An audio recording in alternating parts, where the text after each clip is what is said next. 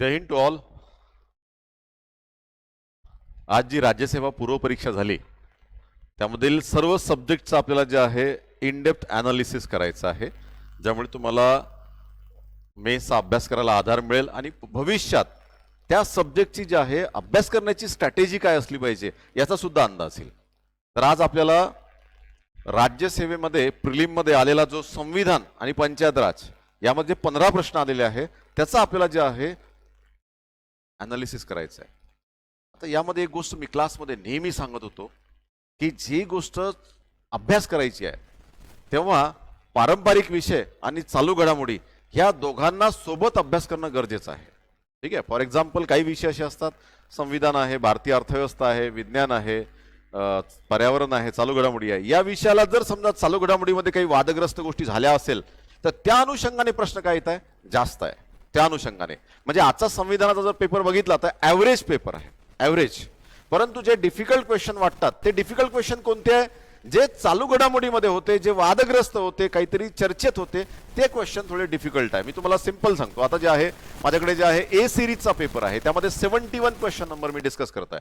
ठीक आहे. आता हे बघा, आता इथे ठीक आहे, इथे एक गोष्ट लक्षात घ्या. आता इथे 15 प्रश्न आहे, 15 प्रश्न आलेले आहे, मान्य आहे.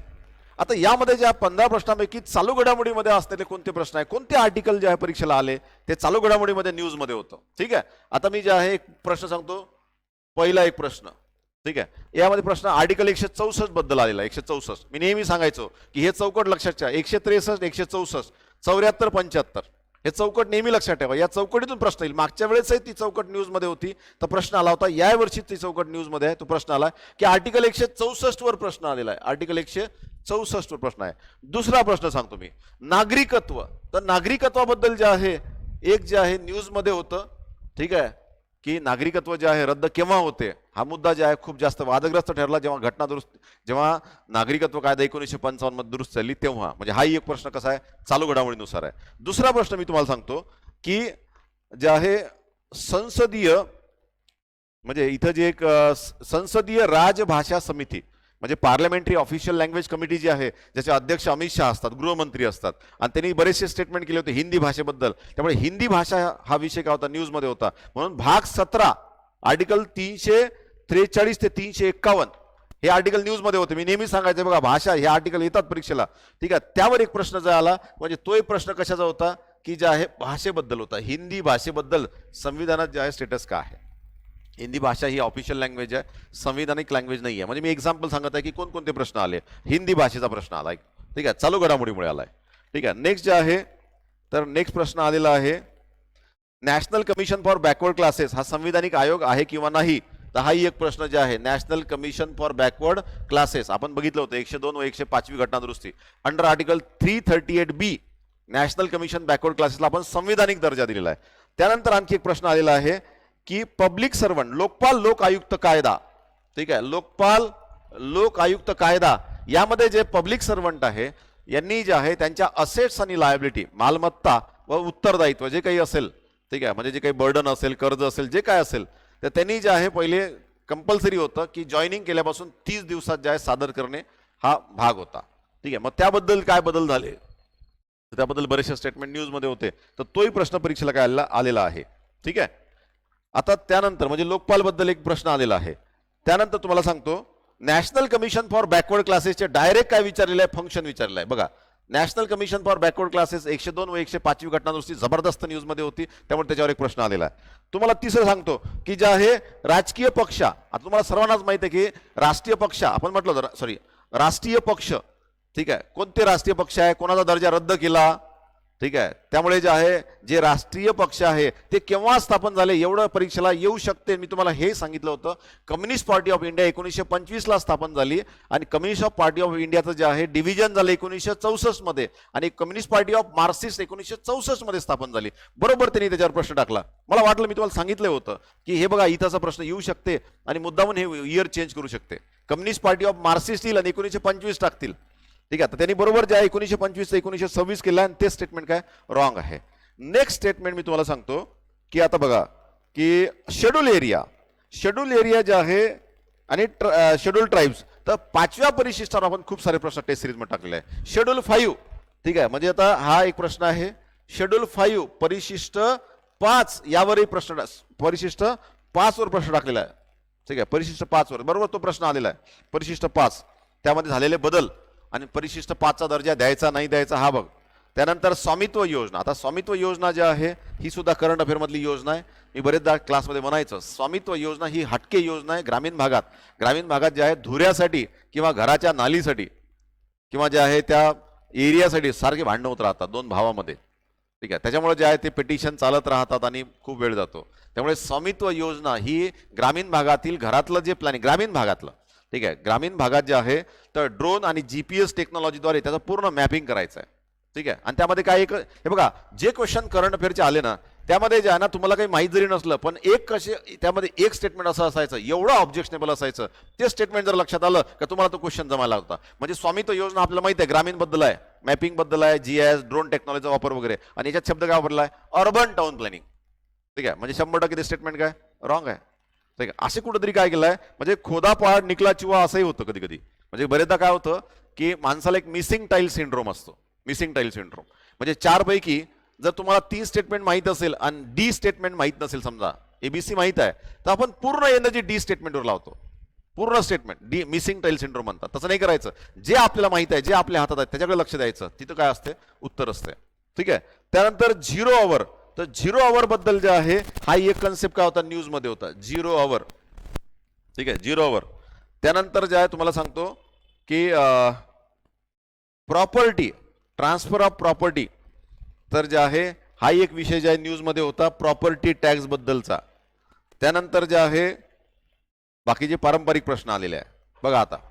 ठीक आहे, करंट अफेअर मुळे जे आहे किती प्रश्न आलेले आहे 15 पैकी 1 2 3 4 5 6 7 8 9 10 11 प्रश्न जे आहे हे जर हे करंट अफेअर मध्ये न्यूज मध्ये ज्या गोष्टी असतात ना करंट अफेअर मध्ये त्याच्यावर प्रश्न आलेला आहे. म्हणजे जवळपास जे आहे 2/3 पेपर. ठीक आहे, हा चालू घडामोडी मध्ये जे मुद्दे न्यूज मध्ये असतात ज्यावर वादग्रस्त काहीतरी होत असतं, ठीक आहे, तर त्याच्यावर जे आलेला आहे. ठीक आहे, त्यामुळे जे आहे चालू घडामोडी दररोज करणे ही काळाची काय गरज आहे. दररोज चालू घडामोडीचा अभ्यास करणे खूप महत्वाचं आहे. ठीक आहे, तर आता 1 बाय 1 जे आहे एक स्टेटमेंट आपण काय करू डिस्कस करू. ठीक आहे, म्हणून मी नेहमी सांगायचो की अभ्यास करताना कसा अभ्यास करायचा. ठीक आहे, की करंट अफेअरमध्ये सब्जेक्ट घ्यायचा म्हणजे संविधान, आणि संविधानामध्ये जे जे गोष्टी न्यूजमध्ये आहेत तेवढ्या गोष्टी त्याचं पारंपरिक पुस्तकामधला अभ्यास करायचा आणि हा अभ्यास करायचा.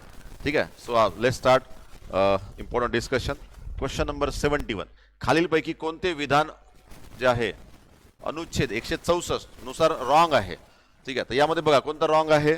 आता मुख्य मंत्रिमंडळ राज्याच्या विधानसभेला एकत्रितपणे जबाबदार असणार नाही हे स्टेटमेंट काय 100% काय रॉंग आहे. याचं उत्तर काय आहे बी उत्तर आहे.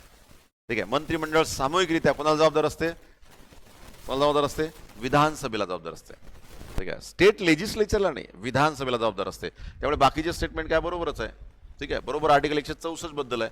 आर्टिकल 163 कशाबद्दल आहे राज्यपालाला जे आहे मंत्रिमंडळ सल्ला देईल. सीएमच्या अध्यक्षतेखाली असलेले मंत्रिमंडळ सल्ला देईल आणि त्यांनी दिलेला सल्ला हा कोणत्याही न्यायालयात त्याबद्दल प्रश्न उपस्थित करता येत नाही. हा एक भाग आहे. आणि तो सल्ला दिल्यानंतर राज्यपाल वर तो बंधनकारक असू शकतो किंवा राज्यपाल हा त्याचा स्वेच्छाधिकार आहे तो सल्ला मनाई सुद्धा करू शकतात. ठीक आहे, असं आर्टिकल 163 मध्ये आहे. आणि वादग्रस्त होतो वर्षभर. ठीक आहे, त्याच्यामुळे जे आहे तर हे आर्टिकल जे आहे न्यूज मध्ये होतं 164 163 ऑब्व्हियस आहे त्यावर प्रश्न येणं. ठीक आहे, म्हणून मी चौकट तुम्हाला नेहमी लक्षात ठेवायला लावायचं.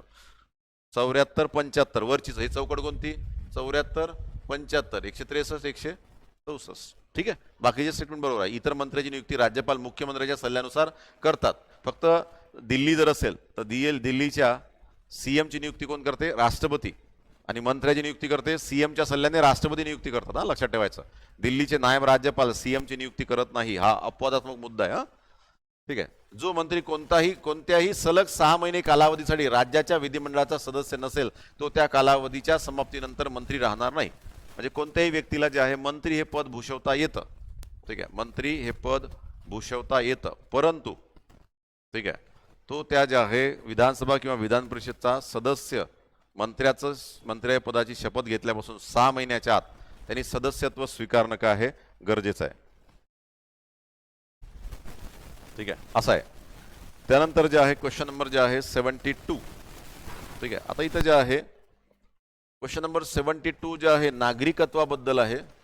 ठीक आहे, नागरिकत्वाबद्दल. ठीक आहे, आता इथे एक लक्षात घ्या. ठीक आहे, नागरिकत्व केव्हा रद्द होते? सर्वांनाच माहित आहे की नागरिकत्व रद्द होण्याची जी प्रोव्हिजन आहे, ठीक आहे, की सर्वांना माहित आहे की नागरिकत्वासाठी जे आहे भाग 2 आहे, आर्टिकल 5 ते 11 हे नागरिकत्वासाठी आहे. परंतु संविधानाच्या अंमलबजावणीनंतर नागरिकत्वाबद्दलच्या सर्व तरतुदी जे आहे करण्याचा अधिकार कोणाला आहे? संसदेला. मग त्यासाठी आपण नागरिकत्व कायदा 1955 केलेला आहे. मग नागरिकत्व कायदा 1955, आता पहिल्यांदा हा पॉईंट खूप जास्त कंट्रोल, पण नागरिकत्वावर प्रश्न कधी विचारले नाही आजपर्यंत. आता हा प्रश्न विचारला म्हणून हा जे आहे आता नागरिकत्वाचा टॉपिक जे आहे महत्त्वाचा बनला येणाऱ्या भविष्यातल्या सर्व एमपीएससीच्या परीक्षेसाठी. ठीक आहे, मग नागरिकत्व कायदा 1955 अंतर्गत जे आहे नागरिकत्व घेता येतं तर 5 प्रकारे घेता येतं. नागरिकत्व भारताचं किती प्रकारे घेता येतं? 5 प्रकारे घेता येतं. म्हणजे बाय बर्थ येऊ शकते तर बाय रजिस्ट्रेशन येऊ शकते. म्हणजे भारतात तुमचा जन्म होणं काही गरजेचं नाही आहे, तसं सुद्धा घेता येतं. तर 5 पद्धती आहे. मग रद्द कसं करता येतं? कारण तो वादग्रस्त मुद्दा होता. जसं आपण जे आहे की या कायद्यामध्ये दुरुस्ती केली बीजेपीने आणि का बिल आणलं, ठीक आहे, तर बरेचसे विषय झाले. तर त्यावर हा प्रश्न आहे, रद्द केव्हा करता येतं? तर रद्द व्यक्तीने स्वेच्छेने अन्य देशाचे नागरिकत्व स्वीकारले तर रद्द होते. व्यक्तीस नोंदणीद्वारे नागरिकत्व मिळाल्यावर 5 वर्षाच्या म्हणजे नोंदणीद्वारे बाय रजिस्ट्रेशन नागरिकत्व मिळतं. परंतु पहिल्या 5 वर्षात जर त्या व्यक्तीला 18 महिन्याचा कारावास झाला असेल तर आता इथं जे आहे हे रॉंग आहे. आता इथं जे आहे पहिले 10 वर्ष लिमिट होती, आता इथं ही लिमिट किती केलेली आहे? 2 वर्षाचा जर कारावास झाला तर त्यांचं सदस्यत्व काय होते? रद्द होते. म्हणून हे स्टेटमेंट रॉंग आहे. फसवणूक किंवा गैरप्रकार करून जर नागरिकत्व मिळाले असेल तर ऑब्व्हियसली जे नागरिकत्व काय करता येते? रद्द करता येते. व्यक्तीने भारतीय राज्यघटनेची अनिष्टा दाखवली असेल तरी सुद्धा सदस्यत्व काय करतात? ते रद्द करतात. म्हणजे बाय फ्रॉड असेल किंवा बाय कॉन्स्टिट्यूशनचं जे आहे मान्य करत नसेल, डिसरिस्पेक्ट करत असेल सुद्धा काय करता येते? अनिष्टा दाखवली तरी रद्द करता येते. ठीक आहे, मग याचं स्टेटचं उत्तर जे आहे आता ब तर नाही आहे. ठीक आहे, ब नाही आहे, तर त्यामुळे ब काय होईल? आपोआप काय होईल? कॅन्सल होईल. याचं उत्तर काय असेल? 2 असेल. म्हणजे उत्तर काय असेल? बी उत्तर असेल. बी नागरिकत्व कायदा. ठीक आहे, हा एक भाग आहे. आता नागरिकत्व हा विषय जे आहे फक्त कोणत्या सूचीमध्ये आहे? युनियन लिस्टमध्ये आहे. त्यामुळे याबद्दल काही करायचा अधिकार फक्त संसदेला आहे, राज्याला काही अधिकार नाही. ठीक आहे, राज्याला बिलकुल काही अधिकार नाही आहे, कारण हा विषय कोणाचा आहे? युनियन लिस्ट मधला आहे. ठीक आहे, पहिले 10 वर्ष होते, आता 2 वर्ष आहे. म्हणजे रजिस्ट्रेशननी नागरिकत्व मिळवता येते, पण नागरिकत्व मिळवल्यापासून बाय रजिस्ट्रेशन जर 2 वर्षात तुरुंगावत झालं, किती वर्षात? 5 वर्षात, तर मग नागरिकत्व रद्द होते. 5 वर्षानंतर मग किती शिक्षा झाली तर मग रद्द होत नाही. ठीक आहे, हा स्टेटमेंट लक्षात घ्या. नेक्स्ट. ठीक आहे, आता क्वेश्चन नंबर 73. तर 73 मध्ये सरळ सरळ दिलेला आहे. आता हा क्वेश्चन जो आहे थोडासा हलकासा टफ म्हणता येईल, कारण की हे न्यूजमध्ये, आता हाही क्वेश्चन न्यूजमध्ये होता. मी 11 म्हटले, आता 12 ऍड करा. आता बघा, ठीक आहे, केंद्र सरकारसाठी युनियन हा शब्द न्यूजमध्ये होता ना. ते काय होतं माहितीये का? तामिळनाडूमध्ये जे आहे सीएम आणि गव्हर्नर यामध्ये काय झाला होता? वाद झाला होता. भर सभेमधनं गव्हर्नरला जावं लागलं. तेव्हा जे आहे युनियन या शब्दाचा अर्थ काय हा प्रश्न परीक्षेला आला होता. युनियनचा एक्झॅक्ट अर्थ काय वादग्रस्त ठरला होता. म्हणून जे आहे कॅनडामधून हा कन्सेप्ट घेतला आपण युनियन. कॅनडामधून प्रबळ केंद्र सरकार, युनियन हा कन्सेप्ट कुठून घेतलाय? कॅनडाकडनं घेतलाय. मग कॅनडाकडनं आपण काय काय घेतलेलं आहे? ठीक आहे, कॅनडाकडनं प्रबळ केंद्र सरकार लिहून घ्या. कॅनडाकडनं काय काय घेतलंय? प्रबळ केंद्र सरकार. आता हे बघा कसं असते, जे पेपर आलेले आहे ज्या वर्षीचे त्याच्या आजूबाजूला नेक्स्ट पेपर येण्याचे चान्सेस काय असते? जास्त असते. म्हणून तो व्यवस्थित करून ठेवायचा. म्हणून बरेच नवीन विद्यार्थी असेल जे अभ्यास करत असेल तर त्यांनी जे आहे हा पेपर व्यवस्थित पाहायचा आणि आपली भविष्यातली स्ट्रॅटेजी काय करायची? व्यवस्थित ठेवायची. म्हणजे समजा उद्या जर काही चालू घडामोडी आल्या आणि त्यामध्ये संविधानामधलं एखादा आर्टिकल न्यूजमध्ये आलं, वादग्रस्त ठरलं, काही बदललं त्यामध्ये, तर मग जे व्यवस्थित लिहून ठेवायचं. कारण मला एक तुम्हाला सिंपल सांगतो, मी बरेचदा माझ्या सर्वच विद्यार्थ्यांना म्हणत असतो की हे बघा, या परीक्षेत ज्यांना सर्वात डायनामिक विषय आहे संविधान आणि दुसरा विषय आहे महत्वाचा अर्थव्यवस्था. हे 2 विषय पूर्णपणे चालू घडामोडीवर जरी नसले परंतु मोर दॅन 60% चालू घडामोडीवर आधारित असते.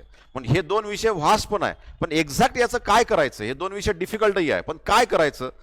चालू घडामोडी परफेक्ट करायचं. कारण चालू घडामोडीच्या अनुषंगाने यामध्ये प्रश्न काय येतात?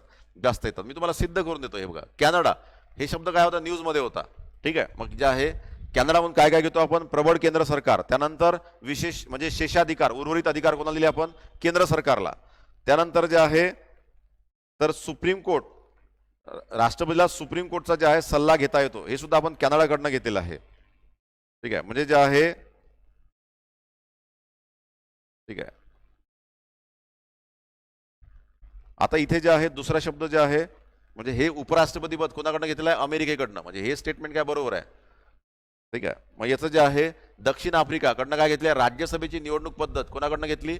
दक्षिण आफ्रिका, हे बरोबर आहे. आयर्लंडकडनं काय घेतलं? आता आयर्लंडकडनं आपल्याला काय असते? आता या परीक्षेचा ट्रेंड तुम्हाला सांगतो.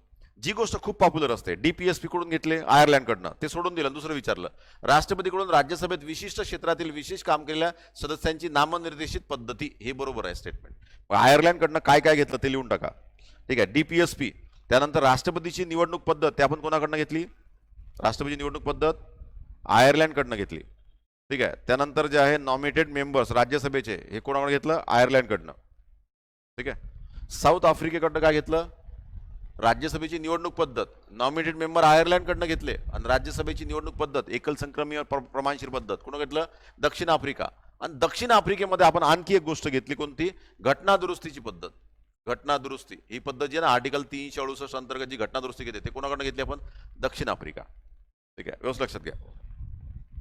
ठीक आहे, म्हणजे अमेरिकेमधनं ज्या आपण मूलभूत अधिकाराची संकल्पना घेतली, ड्यू प्रोसेस ऑफ लॉ संकल्पना घेतली, त्यानंतर न्यायालयीन पुनर्विलोकन घेतलं, न्यायालयीन स्वातंत्र्याचा कन्सेप्ट घेतला. ठीक आहे, म्हणजे अमेरिकेकडनं काय काय घेतलं हे मोठ्या मोठ्या गोष्टी सोडून दिल्या आणि बारीक गोष्ट विचारली, कोणती? उपराष्ट्रपती पद. म्हणजे अभ्यास करताना जेव्हा पारंपरिक अभ्यास करतो तर ज्या गोष्टी निग्लेक्टेड असतात त्या गोष्टीवर लक्ष ठेवून आता काय महत्वाचं आहे. ठीक आहे, हा. तर याचं उत्तर जे आहे कुठलं असेल? All of the above. All are correct. D state, D all are correct. ठीक आहे, हा. नेक्स्ट जे आहे क्वेश्चन नंबर जे आहे 73. ठीक आहे, आता इथं बघा, आता हाही क्वेश्चन जे आहे म्हणजे तुम्हाला सांगतो 15 पैकी जे आहे 11 क्वेश्चन डायरेक्टली काय करंट अफेअर्सची डायरेक्ट जे आहे जिथं भांडणं होतात. हे बघा कसं असतं, करंट अफेअरमध्ये ज्या न्यूज चालू असतात त्या न्यूज जर वर्षानुवर्ष तशाच चालू असेल, तशाच काही बदल होत नसेल, तर ते मग परीक्षेला येण्याचे चान्सेस कमी असतात. ज्या मुद्द्यावर काहीतरी असे आउट ऑफ द बॉक्स भांडणं होतात, फर्स्ट टाइम काहीतरी असं झालं, वेगळंच काहीतरी झालं, ठीक आहे, ते मुद्दे महत्वाचे असतात. बरोबर तिथं काय करायला लागते? अभ्यास करायला लागते. त्यामुळे काय होतं माहिती आहे का, की एवढा मोठा जो सिलेबस आहे तो पाहाच लागते, पण आपण मास्टर पूर्ण याच्यावर नाही होऊ शकत. कुठं मास्टर होऊ शकतो? त्या सिलेबस पैकी 10% गोष्टी करंट अफेअरमध्ये काय असतात? न्यूजमध्ये असतात. तिथं आपण काय झालं पाहिजे? मास्टर झालं पाहिजे. ठीक आहे, लक्षात घ्या. स्पर्धा परीक्षा जी आहे ना, याची नाडी पकडा, बॉडी नका पकडू. ठीक आहे, इथं जे आहे तर जे आहे युनियन, तर इथं जे आहे कोणती समिती आहे? ही संसदीय राजभाषा समिती, सॉरी, ठीक आहे, संसदीय राजभाषा समिती. हे बघा, ही समिती जी आहे 30 सदस्यांची समिती असते. 20 लोकसभेचे असतात, 10 राज्यसभेचे असतात, आणि गृहमंत्री अमित शहा याचे काय अध्यक्ष आहे. ठीक आहे, आता या समितीमध्ये जे आहे संघाच्या अधिकृत उद्दिष्टांसाठी हिंदी भाषेच्या वापरात झालेल्या प्रगतीचा आढावा घेणे व हिंदी भाषा वापर वाढवण्यासाठी शिफारस करणे. बघा, संविधानामध्ये स्पष्ट दिलं आहे की हिंदी आपली ऑफिशियल लँग्वेज आहे. सर्वप्रथम आपण काय केलं होतं की इंग्लिश आणि हिंदी ऑफिशियल लँग्वेज आहे. इंग्लिश आपण परमिशन सुरुवातीला किती वर्षासाठी दिली होती? 15 वर्षासाठी. नंतर आपण ती परमनंटली कंटिन्यू केलेली आहे सध्या. आता हिंदी ही आपली ऑफिशियल लँग्वेज आहे, संविधानिक भाषा नाही आहे, परंतु हिंदीला राष्ट्रभाषा म्हणून दर्जा नाही आहे. सॉरी, संविधानिक भाषा आहे आपली जी आहे ही राष्ट्रभाषा नाही आहे, संविधानिक भाषा आहे, राष्ट्रभाषा नाही आहे. पण राष्ट्रभाषा म्हणून त्याला प्रमोट करण्यासाठी, ऑफिशियल लँग्वेज प्रमोट करण्यासाठी आपण प्रयत्न केले पाहिजे. ठीक आहे, पण बाइंडिंग नाही आहे. ठीक आहे, मग त्यासाठी आपली ही जी कमिटी काय करते? हे करते, नवीन घटक राज्यांच्या भाषिक मागण्यांकडे लक्ष देणे व त्या संदर्भात सूचना करणे. नवीन राज्य निर्मिती भाषेच्या आधारावर याशी काही संबंध नाही, हे फक्त लँग्वेजशी संबंधित आहे, राज्य किंवा पॉलिटिकल या गोष्टीशी संबंधित नाही आहे. धोक्यात आलेल्या भाषा ओळखणे व त्यांच्या संरक्षणासाठी काम करणे हे बिलकुल यासाठी नाही आहे. ठीक आहे, फक्त हिंदीसाठी आहे. स्थानिक भाषा शिक्षणाचे परीक्षण करणे व त्रिभाषा सूत्रांची प्रभावी अंमलबजावणी करणे असंही काही इथं दिलेलं नाही आहे. म्हणून याचं ए स्टेटमेंट बरोबर आहे, फक्त याचं उत्तर काय? ए बरोबर आहे. ठीक आहे, ऑफिशियल लँग्वेज कमिटी. आता भारताने जे आहे केंद्र सरकारने कार्यालयीन भाषा कायदा 1963 केलेला आहे. कार्यालयीन भाषा कायदा 1963, आणि या अंतर्गत ही समिती एस्टॅब्लिश केलेली आहे. ही समिती एस्टॅब्लिश जी केलेली आहे ती 1976 मध्ये केलेली आहे. 1976 मध्ये. ठीक आहे. आणि पहिला जे ऑफिशियल लँग्वेज कमिशन होता, ठीक आहे, ऑफिशियल लँग्वेज कमिशन 1955 ला स्थापन केलेलं आहे आणि त्याचे अध्यक्ष होते बाळ गंगाधर खेर.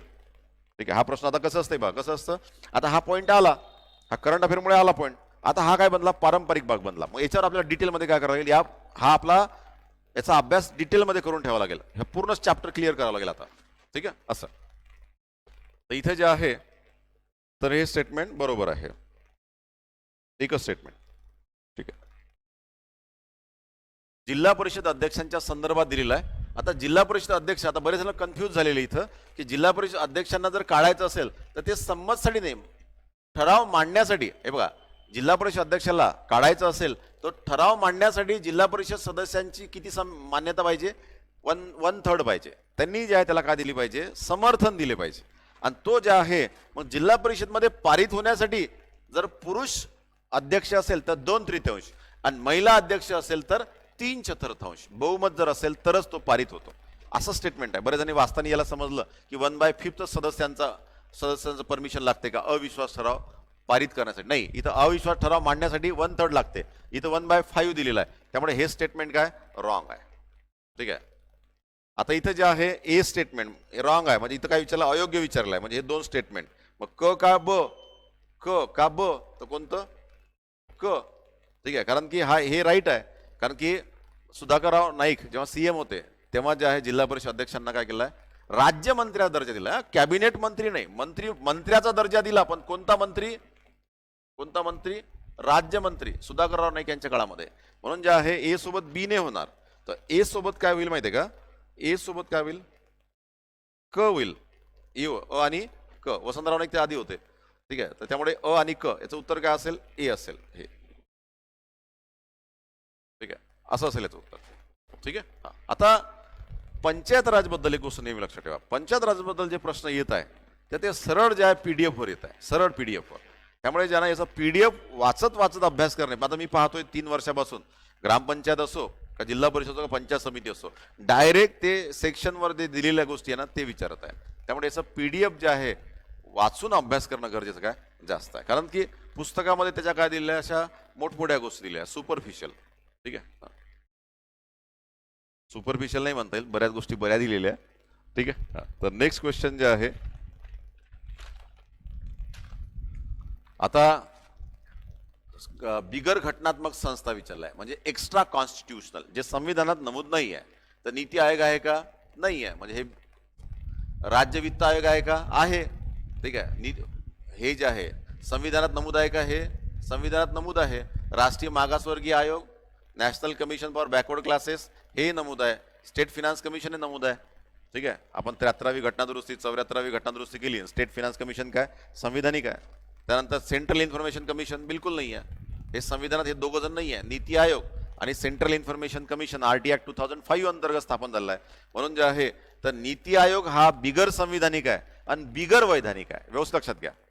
संसदेच्या कायद्याने जर स्थापन झाला असेल तर वैधानिक, पण हे राष्ट्रपतीच्या आदेशाने स्थापन झालं आहे. म्हणून नीती आयोग बिगर संविधानिक बिगर वैधानिक. परंतु सेंट्रल इन्फॉर्मेशन कमिशन संविधानात नाही आहे, बिगर संविधानिक परंतु वैधानिक आहे. ठीक आहे. त्यामुळे हे दोन स्टेटमेंट, मग याचं उत्तर काय असेल. ठीक आहे. याचं उत्तर काय आहे, 1 and बिगर म्हटलेलं 1 and 4, तर 1 and 4 याचं उत्तर असेल डी. ठीक आहे. याचं उत्तर काय असेल, डी असेल. ठीक आहे. नेक्स्ट, आता इथं लोकपाल लोक आयुक्त कायदा भयानक न्यूज मध्ये होता, त्याबद्दल काही प्रश्नच नाही. ठीक आहे. व्यवस्थित लक्षात घ्या बघा, लोकपाल लोक आयुक्त कायदा न्यूज मध्ये होता. एक सेकंड, अरे थांब रे बाबा. ठीक आहे. आता इथे लोकपाल लोक आयुक्त कायदा 2013 मध्ये आला. ठीक आहे. आता आपण बघितलं होतं लोकपाल लोक आयुक्त 2013 कायदा. ठीक आहे. कंबाईन परीक्षेला सुद्धा आहे आणि राज्यसेवेला आहे. ठीक आहे. तर इथे जे आहे 2013 ला आला आणि 2014 ला तो अंमलात आला. म्हणून ए स्टेटमेंट काय बरोबर आहे. म्हणून यांनी कशाबद्दल विचारलंय, 2016च्या प्रमुख तरतुदी जे दुरुस्ती झाली 2013च्या ऍक्ट मध्ये, 2016 मध्ये दुरुस्त झाली, तर हे झालं. कारण की काय झालं, 2013 पासून अंमलात आला, पण नॅशनल जे लेवलचा जो लोकपाल आहे, राष्ट्रीय लोकपाल, ठीक आहे, स्टेट लेवल आपण लोकायुक्त असतं. आता इथं जे आहे लोकपाल जेव्हा निवडून द्यायचा आहे तर त्याची जी निवड समिती होती तर त्या निवड समितीमध्ये जे आहे काय होतं, विरोधी पक्षनेता होता. आणि विरोधी पक्षनेता जे आहे कोण असतो, रेकग्नाइज पॉलिटिकल पार्टी, ज्याचं रेकग्नाइज पद आहे ते, की ज्या विरोधी पक्षाला कमीत कमी 1/10 जे आहे खासदार निवडून आले त्यालाच विरोधी पक्षाचा दर्जा मिळतो आणि तोच विरोधी पक्ष नेता असतो. ठीक आहे. परंतु त्याच्यामुळे काय व्हायचं की आता विरोधी पक्षनेता जे होते तर त्यांना 1/10 सपोर्ट नव्हता. त्याच्यामुळे ही सिलेक्ट कमिटी निवड समिती एस्टॅब्लिश नाही झाली. म्हणून आपण या काय 2016 मध्ये दुरुस्ती केली आणि त्यामध्ये असं लिहिलं की आता ही अट लागू होणार नाही. ठीक आहे, अट लागू होणार नाही. जो काही विरोधी पक्ष असेल ज्याला आपण मान्यता दिलेली आहे, ठीक आहे, तर त्याचा अध्यक्ष, त्याचा जो विरोधी पक्ष नेता आहे तो सुद्धा आता काय राहील, निवड समितीचा सदस्य राहील. तर 1/10 ची आता गरज नाही. कशासाठी? लोकपालांची नियुक्ती करत असताना जी निवड समिती आहे, सिलेक्शन कमिटी, त्याची आता गरज नाही. कोणामुळे? तर या दुरुस्तीमुळे 2016च्या. ठीक आहे. मग इथं जे आहे आता पब्लिक सर्वंट जे आहे, आता पब्लिक सर्वंट जे आहे तुम्हाला सर्वांनाच माहिती आहे की लोकपाल ही अँटी करप्शन बॉडी आहे, ज्याला आपण ओम्बड्समॅन म्हणतो, की ज्यामध्ये केंद्र स्तरावरचे सर्व प्रकारचे खासदार, सर्व प्रकारचे मंत्री आणि सर्व प्रकारचे पब्लिक सर्वंट मध्ये बघा, पब्लिक सर्वंट यामध्ये सर्वच येतात. म्हणजे आमदार खासदार म्हणजे राजकीय पण येते आणि प्रशासकीय पण येते. म्हणजे केंद्राचा जो लोकपाल आहे ते group A, group B, group C, group D मधील सर्व पद केंद्र सरकारचे आणि राजकीय सर्व पद, खासदार, मंत्री आणि पंतप्रधान सुद्धा याविरुद्ध ज्या इन्व्हेस्टिगेशन कोण करते? लोकपाल करते. आणि खाली कोण करते? लोकायुक्त करते. लोकायुक्त. ठीक आहे. मग इथं ज्यांना पब्लिक सर्वंट जे आहे यांनी मालमत्तेचे व दायित्वाचे तपशील सादर करण्याच्या तरतुदीशी संबंधित असलेले 2013च्या कायद्यातील कलम 44 मध्ये देखील दुरुस्ती करण्यात आली. हे बरोबर आहे. सेक्शन 44 मध्ये दुरुस्ती केलेली आहे लोकपाल कायद्याच्या 2013च्या. त्यामध्ये काय दिलंय की पब्लिक सर्वंटनी जे आहे त्यांच्या जे काही असेट्स अँड लायबिलिटीज आहे हे जे आहे सादर केल्या पाहिजे. ठीक आहे. आता ते कधी सादर केल्या पाहिजे? जॉईनिंग पासून 30 दिवसाच्या आत सादर केल्या पाहिजे. ठीक आहे, 30 दिवसाच्या. त्यामुळे दुरुस्तीद्वारे सार्वजनिक सेवकांनी मालमत्तेचे व दायित्वाचे तपशील 30 दिवसात सादर करण्याच्या कालावधीची तरतूद हटवण्यात आली. तर 2013चा जो कायदा होता त्यामध्ये 30 दिवसाची लिमिट होती, परंतु 2016 मध्ये जी दुरुस्ती झाली तर त्यामध्ये काय केलं, हे 30 दिवसाची लिमिट काय केली, हटवली. त्यामुळे हे स्टेटमेंट बरोबर आहे. आणि मग गव्हर्नमेंटची जी प्रोसिजर आहे, जे फॉर्म्स अँड प्रोसिजर आहेत, त्या अंतर्गत मग वेगळे नियम केले. ठीक आहे, म्हणून हे हटवलेली आहे. हे स्टेटमेंट बरोबर आहे. त्यानंतर जे आहे सर्व घटक राज्यांनी लोकायुक्त पदाची स्थापना 1 वर्षाच्या आत करावी असे बंधनकारक करण्यात आले, असं बिलकुल नाही आहे. ठीक आहे, असं काही बिलकुल त्यामध्ये नमूद नाही केलेलं आहे. त्यामुळे काही प्रश्नच नाही. कारण लोकायुक्त कायदा, लोकपाल पहिलेला की लोकायुक्त, तर लोकायुक्तासाठी कायदा करणारं पहिलं राज्य कोणतं? ओडिशा. परंतु अंमलात आणणारं पहिलं राज्य कोणतं? महाराष्ट्र. ठीक आहे. 1971 पासून सर्व गोष्टी काय होत आहे, लोकायुक्ताबद्दलचे इम्प्लिमेंट होत आहे. त्यामुळे अशी काही स्टेटमेंट करायची गरज नाही. त्यामुळे याचं उत्तर जे आहे अ ब ड काय असेल? अ ब ड हे स्टेटमेंट काय असेल? बरोबर असेल असं वाटतं. ठीक आहे. त्यामुळे याचं उत्तर काय असेल? बी उत्तर असण्याचे चान्सेस काय जास्त. ठीक आहे. तर या कायद्यामध्ये दुरुस्तीमध्ये असं काही कुठे मेन्शन केलं नाही आहे. ठीक आहे. तर नेक्स्ट स्टेटमेंट आता जे आहे राष्ट्रीय मागासवर्ग आयोग याचे कर्तव्य दिलेले आहे. ठीक आहे. सामाजिक व शैक्षणिकदृष्ट्या मागासलेल्या वर्गाचे हक्क व संरक्षणापासून वंचित राहण्याच्या संदर्भात विशिष्ट तक्रारीची चौकशी करणे. ठीक आहे. सोशली एज्युकेशनली बॅकवर्ड क्लासेस असतात, त्यांचे जे राईट्स असतात, त्यांच्या अधिकाराचे संरक्षण कसे होत आहे याची चौकशी करणे. ठीक आहे. ते अंमलात येत आहे की नाही ते पाहणे हे याचं काम असतं. कोणाचं? जेवढे काही आयोग असतात, ठीक आहे, national commission for backward classes, SC असेल, ST असेल, कोणी असेल, तर ते ज्या वर्गासाठी स्थापन झालेले आहे त्यांचे जे राईट्स आहे त्यांचं जे आहे संरक्षण होत आहे किंवा नाही, त्याची अंमलबजावणी होत आहे की नाही याची चौकशी करण्यासाठी असतात. पहिलं स्टेटमेंट बरोबर आहे. सामाजिक व शैक्षणिकदृष्ट्या मागासलेल्या वर्गाच्या सामाजिक आर्थिक विकासामध्ये सहभागी होणे व सल्ला देणे बिलकुल बरोबर आहे. फक्त या आयोगांना ज्या ना धोरण आखण्याचा अधिकार नसतो. धोरण कोण आखते? सरकार आखते. पण धोरण आखणीला सल्ला देण्याचा अधिकार असतो. मी तुम्हाला नेहमी म्हटलंय की MPSC असो कोणताही आयोग जो असतो जनरली त्याला सल्ला विषयक अधिकार क्षेत्र असते, म्हणजे सल्ला देण्याचा अधिकार असते सरकारला, पण धोरण आखण्याचा अधिकार नसते. ठीक आहे. हा, मग हे स्टेटमेंट बरोबर आहे. सामाजिक व शैक्षणिकदृष्ट्या मागासलेल्या वर्गाचे संरक्षण, कल्याण, विकास आणि प्रगती या संबंधी इतर कार्य पार पाडणे तर बिलकुल आहे. तर वरील पैकी सर्व काय बरोबर आहे? उत्तर काय? डी आहे. ठीक आहे. ठीक आहे. आता इथे जे आहे लक्षात घ्या. ठीक आहे. आता इथं सिंपल हा प्रश्न जे आहे राष्ट्रीय पक्षा दर्जा रद्द केला आपण, त्या संबंधित न्यूज मध्ये होती. तर इथं सरळ सरळ जे आहे communist party of India Marxist, communist party of sorry sorry sorry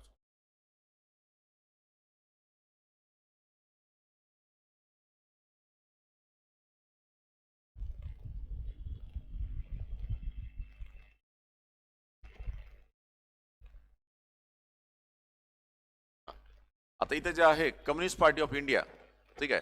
communist party of इंडियाची जी स्थापना झालेली आहे, लक्षात घ्या, इथं कम्युनिस्ट पार्टी ऑफ इंडियाची स्थापना कधी झाली आहे? 1925 मध्ये स्थापना झालेली आहे, ठीक आहे. 26 डिसेंबर 1925 मध्ये स्थापना झालेली आहे. त्यामुळे हे रॉंग आहे, बाकी सर्व करेक्ट आहे. आणि कम्युनिस्ट पार्टी ऑफ इंडियाचं डिव्हिजन कधी झालं? 1964 मध्ये. त्यामुळे communist party of India Marxist हा पक्ष कधी स्थापन झाला? 1964 मध्ये.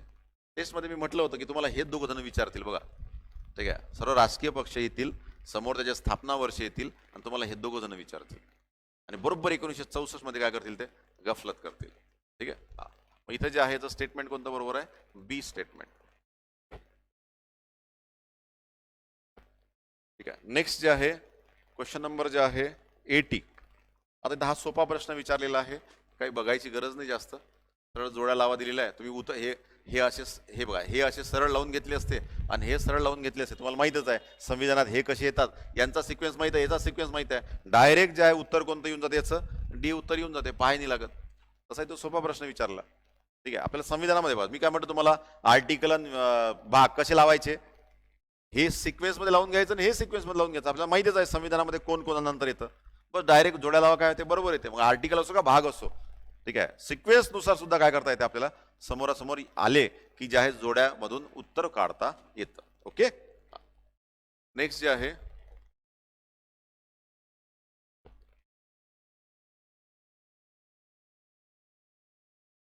ठीक आहे. आता जे आहे, आता तुम्हाला पहिलेच सांगितलं मी आता की या याच्यामध्ये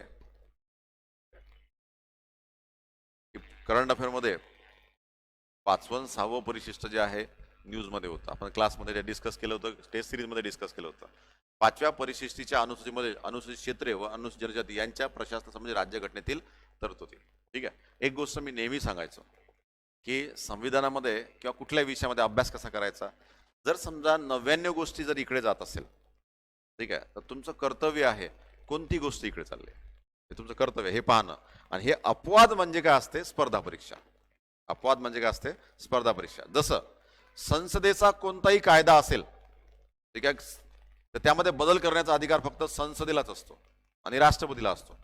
परंतु एकच तरतूद अशी आहे भारतीय संविधानामध्ये जिथं कायदा संसदेचा आहे परंतु त्यामध्ये बदल करण्याचा अधिकार कोणाला आहे? राज्यपालाला आहे, ठीक आहे. एक गोष्ट मी नेहमी म्हणायचो, एकदम वेगळी तरतूद आहे. मग इथं जे आहे ना, तर जर समजा शेड्यूल 5, ठीक आहे, परिशिष्ट 5 शेड्यूल एरिया बद्दल आहे आणि परिशिष्ट 6 जे आहे ट्रायबल एरिया बद्दल आहे. शेड्यूल एरियामध्ये जर समजा लावायचा असेल कायदा, जसं आपण जे आहे पेसा कायदा घेतला होता, panchayat extension to schedule areas act घेतला होता आपण, ठीक आहे, जेव्हा मेगा रिव्हिजन आपण केली होती तेव्हा सुद्धा हे डिस्कस केलं होतं. तर यामध्ये काय आहे की राज्यपाल बदलू शकते, राष्ट्रपती नाही. हे सर्व स्टेटमेंट काय रॉंग आहे. राज्यपाल बदलू शकते. कोणामध्ये? संसदेचा कायदा शेड्यूल एरिया जर लागू करायचा असेल तर डायरेक्टली शेड्यूल एरिया लागत नाही. संबंधित राज्याचे राज्यपाल त्यामध्ये काय करू शकते? मॉडिफिकेशन करू शकते. व्यवस्थित लक्षात घ्या बघा, किती भारी स्टेटमेंट आहे एकदम. कारण हेच का विचारलं, कारण की हा अपवादात्मक मुद्दा आहे. मी तुम्हाला एक सिंपल सांगतो, संविधान तुमचा अभ्यास करणं सोपं होईल जर तुम्ही जे आहे चालू घडामोडीकडे लक्ष दिलं तर. आणि दुसरं, संविधानामधले कोणते मुद्दे जे आहे उचलता आले पाहिजे? अपवादात्मक मुद्दे उचलता आले पाहिजे. आणि हे दोन्ही मुद्दे जे आहे कोणत्या पेननं जे आहे करून ठेवायचे? तर ऑरेंज पेननी जे आहे मार्क करून ठेवायचे आणि पेपरच्या आदल्या दिवशी हे वाचायचे. इथूनच प्रश्न असतात बघा. हे 15 प्रश्न आहे, या 15 पैकी जे आहे 12 प्रश्न कुठून आहे? या 2 पॉईंट मधून आहे 12 प्रश्न. आणि हे जे चालू घडामोडी आलेले जे प्रश्न आहेत ना, तेच प्रश्न कठीण आहे या 15 पैकी. बाकीचे प्रश्न काय सरळ सरळ आहे, ठीक आहे. स्वामित्व योजना, स्वामित्व योजना जी आहे छान योजना आहे. तर ही योजना कशी आहे? पंचायत राज डिपार्टमेंटची आहे.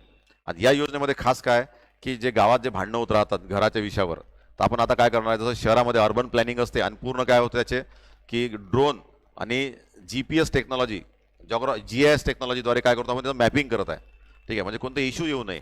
तसंच आता ग्रामीण भागात करत आहे. म्हणून शहरी नियोजनासाठी व अंमलासाठी जमिनीचा अचूक नोंदणी तयार करणे हे त्याचं उत्तर नाही आहे. म्हणून ब काय रॉंग केला आपण, ब सॉरी हे तर हे अ आणि अकड राहते, तर हे बाकीचं बरोबर आहे. ठीक आहे. मालमत्ता कर निश्चित करणे. आता मालमत्ता कर लावायचा, आता कशाच्या भरोशावर लावायचा हेच माहीत नसते. कारण गावात कसं असते, गावातलं जे घर असते त्याचं लिगल स्टेटस काय आहे, एक्झॅक्ट किती स्क्वेअर फूट कोणाचे आहे, याबद्दल काही प्रॉपर असं सर्व गोष्टी कसं असते. शहर म्हणजे काय असते, सर्व गोष्टी लिखित असतात, फॉर्मल असते. ठीक आहे. आणि खेडं म्हणजे काय असते, सर्व गोष्टी मॅक्झिमम गोष्टी काय असतात, इनफॉर्मल असतात, अनौपचारिक असतात. म्हणजे आपुलकी, संबंध, समंजसपणा, नातेसंबंध यावर आधारित असते. मग त्याच्यामुळे वाद जास्त होतात. ते जरा लोप पावलं की मग वाद जास्त होतात. म्हणून ते आता लिहून ठेवणं काळाची काय गरज आहे. म्हणजे शहरं जशी असतात तशीच खेडे सुद्धा असली पाहिजे, ही काळाची गरज नाही. तर खेड्यातले प्रश्न काय होतात, वाढतात. ठीक आहे. मग हे मालमत्तेशी संबंधी वाद कमी होतात. मालमत्ता कर निश्चित करता येते. सर्वांना घरपट्टी सारखी लावायची का वेगळी लावायची, तर डायरेक्ट स्क्वेअर फूटवर लावता येते. जेवढे जास्त स्क्वेअर फूट तेवढी पट्टी जास्त, कारण की ते ग्रामपंचायतला भेटते. तो निधी कोणाला भेटते, ग्रामपंचायतला. ठीक आहे. तुम्हाला माहित असेल की ज्या ग्रामपंचायतला जर उभं राहायचं असेल तर घरपट्टी जर भरली नसेल तर तुम्हाला ग्रामपंचायतला उभं सुद्धा राहता नाही येत. ठीक आहे. सदस्य सुद्धा होता येत नाही, कंपल्सरी आहे भरणं. ठीक आहे. तर याचं उत्तर काय आहे, अ क ड. मला वाटतं याचं उत्तर किती आहे, 82चं सी उत्तर असायला पाहिजे. ठीक आहे, बरोबर ना, सी. नेक्स्ट आहे क्वेश्चन नंबर जे आहे 0 आवर बद्दल विचारलेला आहे. ठीक आहे, 0 आवर. तर 0 आवर जे आहे सुंदर न्यूज मध्ये होता. ठीक आहे. परंतु जे आहे हा थोडासा जे आहे बघा, 0 आवर बद्दल जे आहे तर प्रश्नोत्तराच्या तासानंतर आणि कागदे, आता कोणाबद्दल विचारलेला आहे, लोकसभेच्या 0 आवर बद्दल विचारला आहे. कारण राज्यसभेचा 0 थोडा वेगळा असतो. ठीक आहे. आता 0 आवर हे एकच गोष्ट अशी आहे की जे भारतात अलिखित कायदेशीर रीतिरिवाज व परंपरा आहे, अलिखित आहे. असं लोकसभा रूल बुक मध्ये याच्याबद्दल काही उल्लेख नाही आहे. परंतु जी गोष्ट ठरली ते कशाने ठरलेली आहे, जे प्रत्येक वर्षापासून जी परंपरा जी आहे रिपीट होत आहे, मग त्यालाच काय आलेलं आहे, कायद्याचं स्वरूप. कारण आर्टिकल 13 कायद्याच्या व्याख्येमध्ये दोन्ही कायदे येतात, लिखित कायदे आणि अलिखित कायदे. आता इथे बघा, आता जे आहे 0 आवर कधी असते, क्वेश्चन आवर नंतर. ठीक आहे. 11 वाजता जे आहे लोकसभा सुरू होते आणि 12 वाजता जे आहे काय होतो, 12 वाजले का जे आहे 0 आवर सुरू होतो. आणि 0 आवर हा साधारणतः किती मिनिट राहतो, 30 मिनिट राहतो. ठीक आहे. कामकाज सुरू होण्यापूर्वीची वेळ. ठीक आहे. आता हे बघा, सभागृहात कोणतेही सूचीबद्ध, हे बघा कसं असते, 11 आपण पूर्ण लिहिलं होतं, 11 ते 12, 12 ते 1च्या दरम्यान काय असतो, 0 आवर असतो. पण किती मिनिटासाठी असतो, कमीत कमी 30 मिनिटासाठी असतो. आणि 0 आवर संपला का रिसेस असते. आणि मग 2 ते 6 लोकसभेत 2 ते 6 काय असते, मेन कामकाजाचा वेळ असते, मेन वर्क. 2 ते 6 ज्यामध्ये लिस्टेड जे नियोजित काम असते ते असतं. याच्यात नियोजित नसते, 0 आवर मध्ये नियोजित नसते, ते अनप्लान्ड असते. म्हणजे तुम्हाला समजा 11 वाजता सुरू असेल तर सकाळी 10 वाजेपर्यंत तुम्हाला जे आहे प्रश्न देता येते. 0 आवर हा कन्सेप्ट आहे, इंडियामध्येच असा कन्सेप्ट, जगात नाही असा कन्सेप्ट. म्हणजे तुम्हाला अर्जंट पब्लिक इम्पॉर्टन्स आहे. समजा आता जे आहे दुर्घटना झालेली आहे, ठीक आहे, म्हणजे जे आहे बालासोर इन्सिडन्स, रेल्वे ऍक्सिडेंट झाले, 288 लोकांचा मृत्यू झालेला आहे. ठीक आहे, 288 लोकांचा. ठीक आहे. ज्या वेळेस माणसाला आणि वेळेला सर्वात जास्त महत्व येईल त्यावेळेस भारत विकसित देश असेल. ठीक आहे, लक्षात घ्या. कॅज्युअल ॲटिट्यूड आणि प्रॅक्टिकल ॲटिट्यूड हे भारताचं काय करेल, नुकसान करेल. एक गोष्ट लक्षात घ्या. इथं बघा, आता जे आहे त्या घटना आहे, मग आता लगेच आता पहिली तर चर्चा करायची आहे त्या विषयावर, अर्जंट पब्लिक इम्पॉर्टन्स. मग ते कशाला घेता येतात, 0 आवरला घेता येतं. मग इथं अनप्लान्ड असते, प्लान नसते. प्लान कधी सुरू होते, 2 ते 6 मध्ये असते प्लान, मेन वर्क. ठीक आहे. मग 0 प्रहर म्हणजे हे यांनी काय म्हटलेलं आहे, सभागृहाचे कोणतेही सूचीबद्ध कामकाज सुरू होण्यापूर्वीची वेळ असते. हे बरोबर आहे. 0 प्रहर दरम्यान मुद्दे मांडण्यासाठी सदस्य दररोज 8 ते 9:30 या वेळेत सभापती सूचना देतात. नाही तर 10च्या बाय 10 AM, कारण 11 वाजता तर जे आहे लोकसभा सुरू होते. ठीक आहे, तर 10 वाजेपर्यंत देता येतं, त्याला असं हे नाही आहे. ठीक आहे. मग 8:30 ते 9:30 असंही नाही आहे, तर 10 पर्यंत दिलेलं आहे. सध्या 0 तासादरम्यान प्राधान्य क्रमानुसार दररोज 30 प्रकरणे मांडण्यासाठी परवानगी आहे. ठीक आहे. आता इथं 30 नाही आहे, इथं किती आहे, 20 प्रकरण आहे, 20. आणि एका व्यक्तीला जास्तीत जास्त एका प्रकरणाला किती देता येते, 3 मिनिटं देता येते, 3 मिनिटं. ठीक आहे. असं एका व्यक्तीला किंवा एका प्रकरणाला 3 मिनिटापर्यंत वेळ दिलेला आहे, तर 20 प्रकरणं मांडता येतात. 0 तासाबाबत नियमात कोणतीही तरतूद नसल्याने कोणत्याही दिवशी किती प्रकरणे मांडता येईल यावर कमाल मर्यादा नाही. ठीक आहे, कमाल मर्यादा नाही. याचं उत्तर आहे बघा. आता याचं जे आहे ब जे आहे रॉंग आहे, त्यामुळे ब हे ऑप्शन काय झालं, मायनस झालं. याचं उत्तर काय आलं, अ आणि ड. ठीक आहे, उत्तर कोणतं आलं, हे उत्तर आहे नंबर 4, डी उत्तर आहे, डी. ठीक आहे, हे उत्तर काय बरोबर आहे. यावर कमाल म्हणजे कोणत्याही दिवशी किती प्रकरणं मांडली पाहिजे तर यावर कमाल मर्यादा नाही आहे. ठीक आहे, परंतु जे आहे वेळ किती चालतो 30 मिनिटं 0 तासादर प्राधान्य दररोज. ठीक आहे, याला जे आहे 20 प्रकरणं जे आहे कमीत कमी मांडण्याची जे आहे याला परमिशन दिलेली आहे. ठीक आहे, कोणतीही तरतूद नाही, हे स्टेटमेंट बरोबर आहे. कोणत्याही दिवशी किती प्रकरणे मांडता येतील यावर कमाल मर्यादा नाही आहे. ठीक आहे, कमाल मर्यादा दिलेली नाही आहे, परंतु जे आहे तुम्हाला साधारणतः तर जे आहे 20 प्रकरणाबद्दल काय दिलं आहे मांडता येतात, 20 प्रकरण. ठीक आहे, किंवा त्यापेक्षा जास्तही मांडता येतात, असं ते स्ट्रिक्ट नाही आहे. त्यामुळे याचं उत्तर जे आहे ना अ आणि ड आहे. ठीक आहे, अ आणि ड. ठीक आहे, आता याचा प्रश्न कसा आहे माहिती आहे का, 0 ओव्हर हा लोकसभा रूल बुकमध्ये त्याचे रिटर्न रूल्स नाही आहे, हे ट्रॅडिशननुसार काय होतात चेंज होतात. मग हा अलिखित काय कायदा आहे. ठीक आहे, मग याचं उत्तर जे राहील कोणतं राहील अ आणि ड. ठीक आहे, साधारणतः 12 वाजता काय होतं सुरू होतो. मध्यंतरी जे आहे राज्यसभेमध्ये एक चेंज झाला होता. राज्यसभेमध्ये पहिला आवर जे आहे 0 ओव्हर घ्यायचा आणि दुसरा आवर क्वेश्चन आवर घ्यायचा, असंही झालं होतं. पण लोकसभेमध्ये काय असते ऑलवेज पहिला क्वेश्चन आवर 11 वाजता आणि 12 वाजता साधारणतः काय होतं 0 ओव्हर काय होतो सुरू होतो. ठीक आहे, मग 1 ते 2 साधारणतः सुट्टी असते आणि 2 ते 6 कामकाज असते. राज्यसभेचं कामकाज 2 ते 5 असते, लोकसभेचं 2 ते 6. लक्षात घ्या इथं. ठीक आहे, हा ज्यांना वादग्रस्त मुद्दा होता म्हणून हा प्रश्न परीक्षेला आलेला आहे. नेक्स्ट. ठीक आहे, केंद्र व राज्य शासन यामधील कायदेविषयक परस्पर म्हणजे आता प्रॉपर्टी बद्दल हा विषय दिलेला आहे, प्रॉपर्टी. ठीक आहे, आता जे आहे राईट टू प्रॉपर्टीला जे आहे ह्युमन राईटचा दर्जा दिलेला आहे, ह्युमन राईटचा म्हणजे कोर्टाने राईट टू प्रॉपर्टी. आता राईट टू प्रॉपर्टी हा आपण काय केलाय संविधानिक अधिकार आहे, परंतु मूलभूत अधिकार नाही अंडर आर्टिकल 300A. तर त्यामुळे वादग्रस्त ठरलेला मुद्दा आहे प्रॉपर्टी. आणि प्रॉपर्टी बद्दल कसं असतं की एक मधात न्यूज आली होती की 12 वर्ष एखाद्या व्यक्तीनं एखाद्या दुसऱ्याची प्रॉपर्टी 12 वर्ष जे आहे त्यांनी तिथे राहिला असेल, ती त्याच्या ताब्यात असेल आणि त्या मालकाने 12 वर्ष कोणतीही तक्रार केली नसेल, तर 12 वर्षानंतर जे आहे तो टेनंट त्याच्यावर क्लेम करू शकतो. ठीक आहे, अशाबद्दल जे आहे स्टेटमेंट जे आहे न्यूजमध्ये होते. प्रॉपर्टी पण हे जाऊ दे इकडे. करमणूक कर जो आहे ना हा विषय एंटरटेनमेंट टॅक्स, तुम्ही पिक्चरला गेल्यानंतर जे आहे त्यामध्ये दिलेलं असते करमणूक कर एंटरटेनमेंट टॅक्स, तो राज्य सूचितला विषय आणि राज्याचा विषय आहे तो. त्याचा पूर्ण कर कोणाला भेटते राज्याला. त्यामुळे क स्टेटमेंट काय रॉंग आहे, त्यामुळे क रॉंग आहे, त्यामुळे याचं उत्तर एकाच यात येऊन जाते कोणतं. ठीक आहे, तर हे उत्तर डायरेक्ट उत्तर येऊन जाते कोणतं सी उत्तर. ठीक आहे, एकाच क्वेश्चनवर हँडल होऊन जाते. म्हणजे तुम्ही जे आहे वरून नाही ठरवू शकत की हा क्वेश्चन आपल्याला जमतो की नाही जमतो, तुम्हाला त्याचे ऑप्शन बघावं लागेल तेव्हा कुठे ते काय होईल क्लिअर होईल. ओके, हा नेक्स्ट जे आहे आता इथं विचारलंय घटना परिषदेमध्ये विस्तृत चर्चा की घटना परिषदेमध्ये कोणत्या तरतुदी ज्या आपण संविधानामध्ये घेतल्या नाही. तर फक्त यामध्ये जे आहे आर्टिकल 51A मूलभूत कर्तव्य, हे मूलभूत कर्तव्य आपण स्वर्णसिंग समिती 42वी घटना 1976 अंतर्गत 51A भाग 4A बरोबर ना, हा भाग 4A ऍड करून ऍड केलेला आहे, हे नंतर ऍड केलेला आहे. ठीक आहे, तर मूळ संविधानामध्ये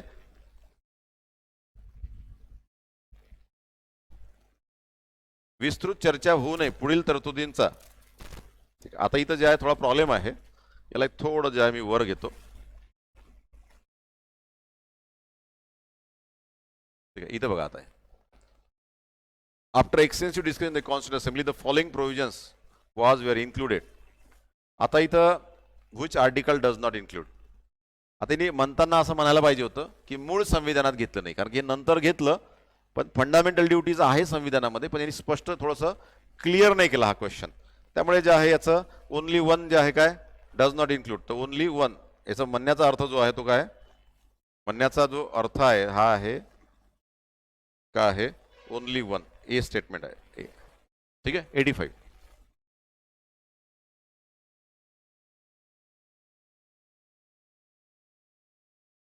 ओके, ठीक आहे, हा लास्ट क्वेश्चन होता का.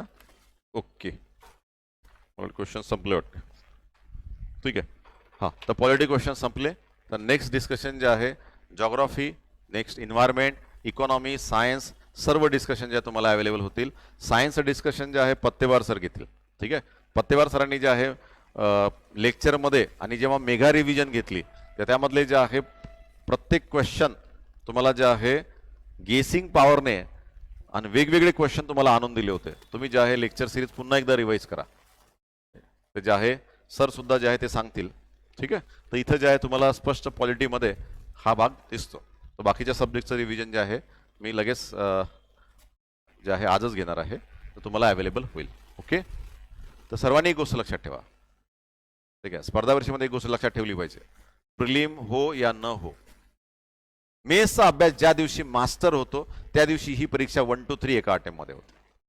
ठीक आहे, हे लक्षात घ्या. प्रिलिम पास झालं, समजा प्रिलिम नाही उडाली तर पुन्हा प्रिलिमचाच अभ्यास, मेसचा अभ्यास पहिले करायचा असतो. त्यामुळे जे आहे पेपर कसाही गेला असेल तर जे आहे व्यवस्थित अभ्यास करून ठेवा आणि त्या दृष्टिकोनातून परीक्षेला लागा. Okay, thank you very much. जय हिंद, जय भारत.